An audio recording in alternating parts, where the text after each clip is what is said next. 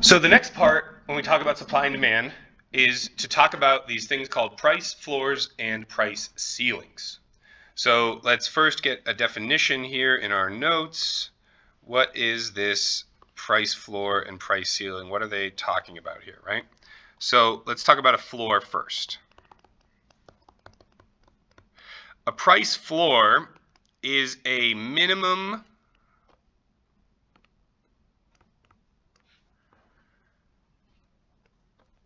price allowed by the government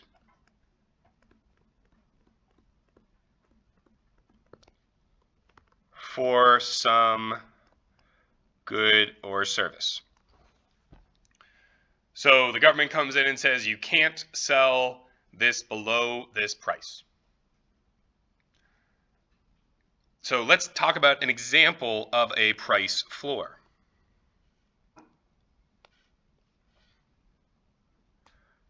So how many of us here have had a minimum wage job? What was your minimum wage? Mine was $5.15. Yeah, this is nothing. So we already have experienced price floors, right? So let's go ahead and graph it real quick. So we have a downward sloping demand curve. We have an upward sloping supply curve. We're not going to do minimum wage, though. We're going to do something else. What are we going to do? We're going to do minimum price floors for good. We're going to say something like raisins. Did you guys know that there's a raisin cartel in California and you can't sell your raisins for less than what the cartel says? Otherwise, you're like violating some law. There's like a strategic raisin reserve. Yeah, it's a whole thing. There's this interesting podcast about this guy. He called himself the Raisin Outlaw. He was getting all sorts of death threats and stuff like that because he was going against this organization. So anyways, that's where I got that from. So let's say that there's some sort of minimum price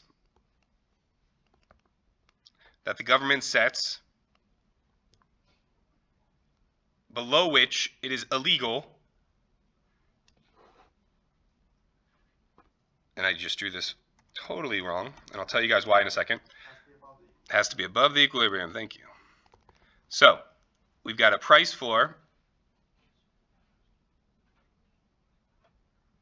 and it's a straight line having to do with some minimum price. And what ends up happening when we have a price floor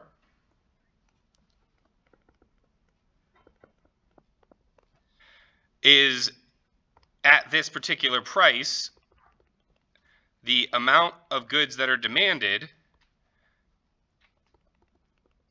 is going to be far less than the amount of goods supplied. So when we have a price floor, that is what we call binding, we end up with a surplus. And so we would say this price floor is binding, like a binder, right? Because it is above the equilibrium.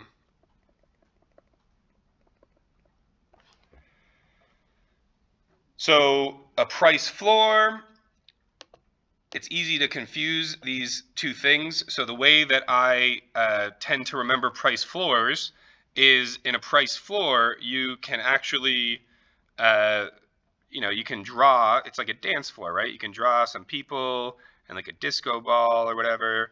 Like it's a floor. It's an open-aired floor. So price floor that's drawn that's binding should look like a floor, to me at least.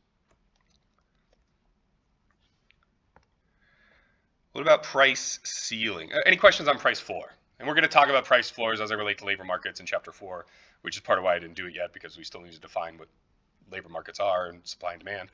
But any questions just on the notion of a price floor? Government saying you can't sell or buy for less than this.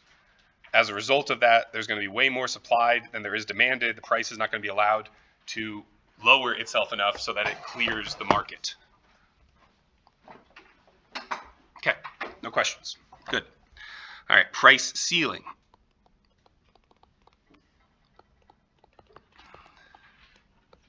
A price ceiling is the maximum allowed price.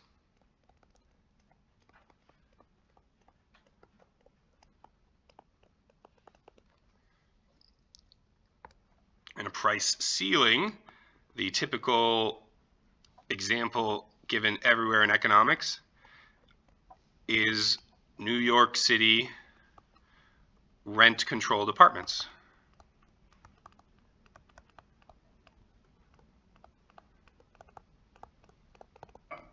So we've got the price of the apartments, we have the quantity of the apartments, we've got a downward sloping demand curve,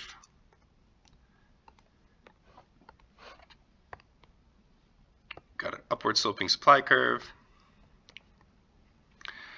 and initial equilibrium, which I should have labeled in the other one as well.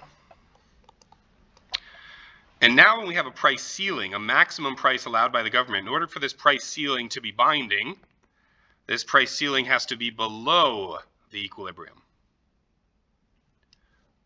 So this is going to be our P max.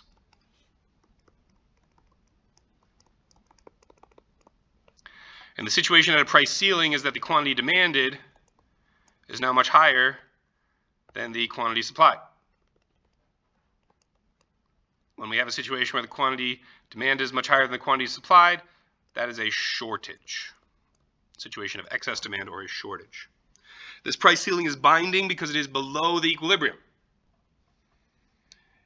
If the equilibrium is $7 and we tell people you can't charge more than $10, doesn't do any good, right? The equilibrium is $7. People are buying and selling for $7. Doesn't matter that you can't charge more than $10. So let's talk about, so this is a binding price ceiling. Let's real quick, just 30 version, what's a non-binding one?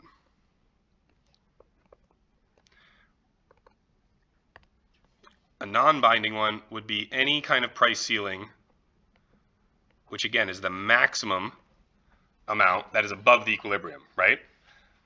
This essentially, might as well not exist.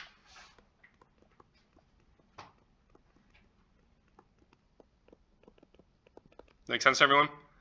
So it's above the equilibrium, it's not binding, it's not doing a dang thing, but it's below the equilibrium, it's creating a shortage, but it's doing what the government wants.